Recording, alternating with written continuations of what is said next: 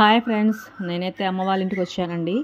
అక్కడైతే చక్కగా చిన్న టమాటాలు ఉన్నాయి. చూడగానే ముద్దుగా అనిపించాయి. వీటిని అయితే తెంపుతున్నాను నేను.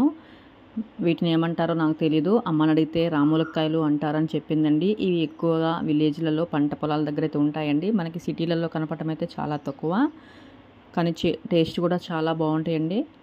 చాలా చిన్నగా, చూడటానికి చాలా ముద్దుగా అనిపిస్తాయి. నేనైతే తెంపుతున్నాను కాయలన్నీ. తెంపిన కాయల్ని మా అమ్మ టమాటా పచ్చడి కూడా నూరేసింది. తర్వాత పులిహోర పులుసు కూడా పెట్టిందండి. పులిహోర పులుసు పెట్టడం అయింది. తర్వాత నెక్స్ట్ మా అమ్మ గోధుమ పిండి పిసుకుతుంది చపాతీలు చేయడానికని. ఇదిగోండి, నన్ను వీడియో తీయకు, ఓన్లీ నా చేతులనే తీయి అని చెప్పింది. ఇక మా దక్షి బేబీ ఆడుకుంది, అలాగే ఆటలో నిద్రపోయింది.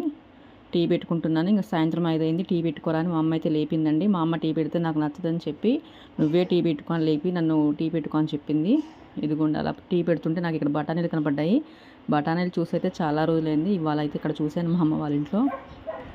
మా దక్షి బేబీ నిద్ర లేవటం కూడా అయ్యిందండి. ఇంకా నిద్ర మొత్తం వదలలేదు మా దక్షికి.